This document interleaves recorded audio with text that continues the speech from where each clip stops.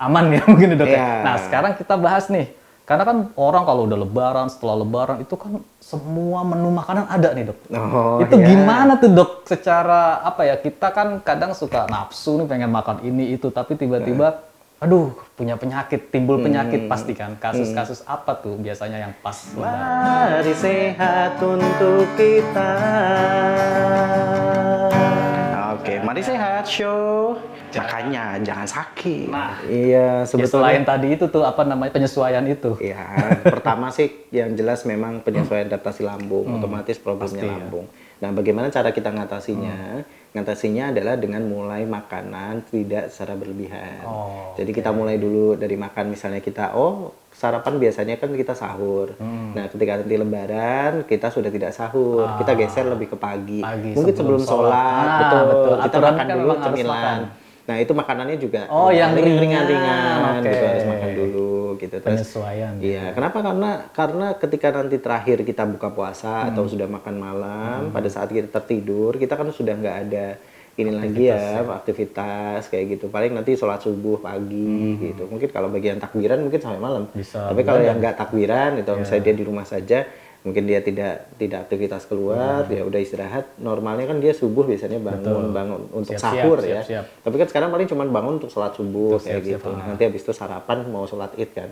Nah, itu biasanya sih ya makanlah dengan yang ringan-ringan dulu. Biasanya karena pas hari Lebaran itu ada opor. Wah, udah mulai ini ya, langsung dimasaknya kan kemarin tuh pas malam Karena kan kita takbirannya. harus nyoba. Iya, bos langsung hajar. Betul. gitu. Kan Ya, memang jangan, bikin ada aturan juga Dok. Sebelum sholat tuh sebaiknya memang ada sebagian yang harus makan. Ya, Karena kan untuk apa istilahnya ya?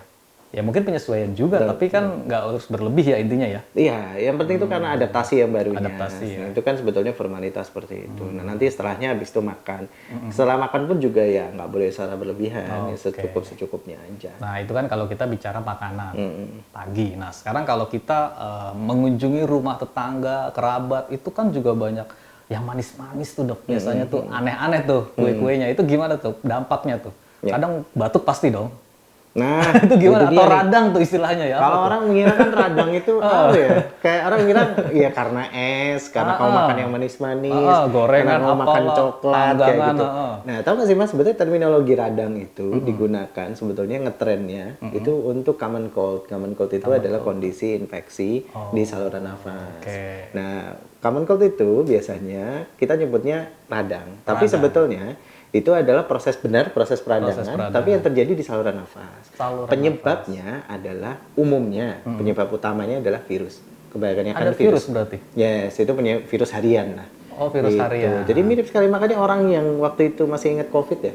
Nah, kalau dengan gejala COVID itu dia mirip dengan virus harian. Oh iya, kadang kayak Gejala dengan flu, sakit, tenggorokan sakit, kayak gitu, demam, batuk, seperti itu. Padahal itu tuh sebetulnya karena virus. Dan dia akan sembuh dengan sendirinya. Betul, berarti Gitu. bukan karena makanannya. Bukan. Kalau karena anak-anak kecil kan, batuk makan permen, es apa semua ada tuh. Tapi ada Mas, dia memang dia itu punya kondisi alergi. Oh, Jadi dia alergi sama beberapa jenis makanan. Contohnya coklat, kacang-kacangan, susu tertentu. Itu dia nanti ketika konsumsi itu respon alerginya muncul dalam bentuk batuk.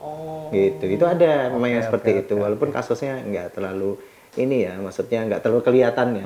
Jadi yang disalahkan tetap makanannya itu sebetulnya nggak 100% salah, tapi memang umumnya penyebabnya karena virus. Betul. Ada juga yang kondisinya itu pasca infeksi virus, jadi habis dia radang Mas, alerginya muncul. Nah, makanya kalau misalnya orang kena radang itu tidak disarankan untuk minum es, tidak disarankan makan coklat, kacang-kacangan. Itu kenapa? Ya karena mungkin bisa terpicu alerginya. timbul lagi ya. Ya, daripada ya sebetulnya sih kalau kita ibaratnya bandel ya, maksudnya gas aja gitu. Nah, itu nggak apa-apa. Ada nggak apa-apa kok saya minum es juga baik-baik saja. Fisiknya kuat. Iya, bukan karena fisik kuat, tapi karena dia kebetulan nggak punya alergi. Oh, tapi kalau dia timbul ya? Iya, nggak muncul alerginya. Tapi bagi orang yang punya alergi atau dia dipicu gara-gara infeksinya itu, nah mulai. Tapi kan gitu, Dok, tambah biasanya parah. kalau anak-anak, ya umumnya sih ya kebetulan ya ada anak-anak tuh radang, batuk, terus tiba-tiba panas badannya itu memang rangkaiannya atau memang Nah, panas itu tanda infeksi, Mas. Oh, akibat Ya, dari betul. Jadi kalau misalnya tanda infeksi lokal, ada namanya peradangan. Peradangan itu bisa lokal di lokasi organnya. Ada juga peradangan itu yang seluruh tubuh.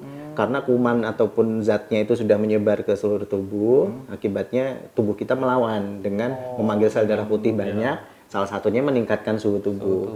Jadi demam itu sebetulnya bukan masalah. Dia tuh jadi masalah bahaya apabila terjadi kondisi khusus, contohnya kejang demam, terus suhunya lebih dari 40 derajat, misalnya 41 derajat, nah itu kondisi hiperpireksia namanya. Ya, kita akan bahas di episode selanjutnya, tapi intinya sih memang kalau untuk demam itu salah satu tanda infeksi. Nah, pertanyaannya infeksi apa? Apakah virus? Apakah bakteri? Hanya infeksi bakteri yang membutuhkan antibiotik. Sedangkan infeksi virus tidak perlu. Hanya perlu dengan jaga kebersihan, pola makan yang baik, tidur yang cukup. Udah, nanti akan sembuh dengan sendirinya. Seperti itu. Ya, karena kan pasti kalau pas lebaran nih, hari ini nih, teman-teman pasti kan jalan-jalan capek, nggak sadar. Pasti fisiknya juga nggak fit ya. Nah, ini juga kasus yang menarik nih Mas. Jangan sampai pas lebaran stok antibiotik. Nggak perlu sebetulnya. Oh gitu ya. Nah, ada itu kasusnya. Ada memang sih antisipasi itu udah pasti itu. Antibiotik udah dibawa. Saya rasa tidak perlu. Nggak perlu ya. Nggak perlu. Ya memang kebanyakan sih umumnya karena virus, karena kecapean. Ya memang waktunya sakit. Kalau udah kena ya jangan cepet-cepet untuk gimana-gimana. Harus tahu dulu ini sakitnya karena apa. Kalau memang obatnya tidur ataupun istirahat, mau nggak mau ya harus tidur dan istirahat lah. Kalau tentang biasanya kan juga selain antibiotik, stok vitamin C biasanya. Itu penting juga nggak sih? Sebenarnya vitamin nggak hanya vitamin C kita butuhkan, banyak sebetulnya memang vitamin B kita juga butuh, vitamin A butuh dan sebagainya. Cuman umumnya beberapa komposisi kayak vitamin C, vitamin D, zinc dan beberapa mineral lain itu dibutuhkan sel darah putih untuk dia bekerja lebih, karena dia kerjanya lebih ekstra lawan virus, jadi dia kebutuhannya itu sedikit meningkat. Makanya pembelian suplemen zat tambahan kayak zinc, kayak vitamin D ataupun juga vitamin C itu memang memberikan dampak yang baik untuk infeksi virus. Beberapa penelitian sih yang menyatakan seperti itu. Berarti intinya ya jadi nggak apa-apa, boleh asalkan aturannya sesuai. Jangan dilebih-lebihin. Misalnya minumnya vitamin C dosis 1000 mg, minumnya 3 kali, ya jangan. Iya, ntar kena lambung ya. Iya, yang kena apa? Ya, lambungnya berarti dok kalau itu virus atau infeksi, itu berarti menularkan yang lain dong? Betul, menularnya itu. Hati-hati berarti. Iya, harus pakai masker, rajin cuci tangan, dihindari untuk suap-suapan, kayak gitu. Kebanyakan kan apa sih suap-suapan ya? Ya udah bebas lah orang sama saudara sendiri, kasih kadang aja. ngambil piring makan, wah enak nih nyobain. Iya, gitu anaknya 3, gitu sebelahnya dia batuk. Nih, makanan baru nih, suka gitu kan, cobain dong, cobain. Kebanyakan seperti itu, tapi nggak banyak sadar. Biasanya karena kalau infeksi virus tuh inkubasinya mungkin 3 sampai 5 hari. Itu baru mulai berasa gejalanya, atau bahkan seminggu itu juga ada. Ya masih bisa nikmatin lebaran 1-2 hari setelah itu. Iya. Oleh-olehnya dari kampung ya. Yang penting teman-teman sahabat PD ini harus jaga diri lah ya. Maksudnya mengendalikan diri. Yang paling utama itu jaga kebersihan, Mas. Itu paling penting. Jaga kebersihan, pakai maskernya, cuci tangan pakai sabun, itu pasti. Terus jangan tetap semua dicobain. Iya, untuk makanan ya kita atur lah supaya tidak berlebihan. Sebetulnya kata kuncinya supaya tidak rakus saja. Karena rakus ya tadi risiko-risiko rakus tuh banyak. Termasuknya masalah lambung. Gitu. Ya itu, karena banyak makanan bukan berarti kita bebas semuanya. Tapi nyobain boleh. Iya. Terus boleh. Misalnya gini, kalau habis puasa, mungkin ada beberapa orang ya yang merasa setelah puasa badannya sehat. Mungkin yang tadi itu yang waktu episode sebelum saya bilang tuh, dia punya penyakit kolesterol, tiba-tiba sembuh nih puasa, terus tiba-tiba dia, wah kolesterol makan lagi, naik lagi. Waduh, ini apakah harus puasa lagi atau gimana? Ya sebetulnya gini, kolesterol tinggi itu ada beberapa alasan. Jadi kolesterol tinggi itu banyak faktornya. Salah satunya adalah yang perlu kita highlight itu adalah perlu kita perhatikan itu adalah dislipidemi, Mas, namanya. Kapan-kapan kita bakal dislipidemi. Dislipidemi itu adalah suatu kelainan metabolisme dari lemak. Intinya gitu. Nanti suatu saat kita kapan-kapan bahas lah. Nanti aku tanyakan langsung sama dokter spesialis lah ahlinya. Nanti kita bisa diskusi lebih lanjut. Tapi intinya pada kasus dislipidemi ini pencernaan lemaknya itu beda, Mas. Misalnya ini itu sering terjadi pada orang kegemukan ataupun juga orang diabetes, menderita diabetes. Atau hipertensi kayak gitu. Hipertensi itu juga beresiko juga untuk terjadi dislipidemi.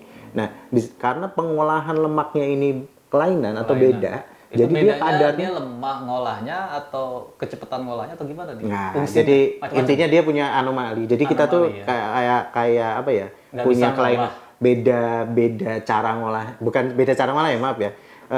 Kayak semacam proses pengolahannya itu berbeda. Oh, oke. Jadi dia lebih lambat Nggak ibaratnya. normal lah ya. Ya, daripada pasien-pasien atau orang yang umum sehat, yang sehat. Jadinya ditandai dengan kadar lemaknya itu tinggi.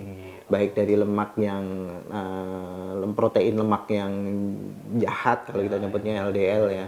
Itu cukup tinggi ataupun juga kadar trigliseridnya, produk yang ada di dalam sel lemaknya itu juga tinggi. Itu juga itu dia beredar di dalam darah cukup tinggi. Nah, kondisi itu biasanya sih yang disebut dislipidemi. Nah, ini juga kalau kita ngomongin sakit dislipidemi, tata laksananya beda. Dia memang karena pengolahan lemaknya udah jelek, berarti ya asupan lemak ini jangan ditinggi-tinggiin terus. Berarti Jangan harus dioverin. berarti setelah dia tahu kondisi itu pengolah lemaknya nggak baik, ya berarti dia harus sadar ya. Iya, harus sadar Harus makanannya mengatur dia ya, mengatur setidaknya itu mengatur makanan yang masuk ke mulutnya itu apa. oke. Itu harus disadari penuh dan memang harus tahu resiko-resikonya. Gitu. Karena ya menurut saya sih memang ya kalau namanya orang udah tahu lah, udah dinasehatin udah apa, tapi kadang kesadarannya itu kadang lupa daratan gitu, maksudnya gas aja Karena kan satu gini, dua. Dok, mereka berpikir bahwa saya udah sehat nih karena puasa kemarin udah merasa nggak ada kolesterol, udah normal nih, boleh dong. Itu ya, kadang itu ya, dia. dia nggak Kebanyakan sadar itu terlenanya ya, di situ. Padahal Iya. diam-diam sebenarnya dia sehat karena puasa. Iya. Ketika nggak puasa dia begitu lagi akan. Gitu lagi. Dan memang secara menariknya nih orang-orang sering mengartikan dislipidemi atau pengolahan lemak ya kolesterol tinggi itu juga dengan gejala tengkuknya lehernya sering sakit sih namanya, gitu. pegel gitu ya. Padahal enggak ya? ada kaitannya. Sebetulnya nggak ada sih hubungannya. tidak ada hubungannya. Gejala hiperkolesterolemia, dislipidemi itu tidak bergejala, cenderung tidak bergejala. Maksudnya nggak bergejala tapi dia nggak Tidak ada merasakan gejalanya, tidak merasakan apa-apa. Itu banyak kasusnya yang seperti itu.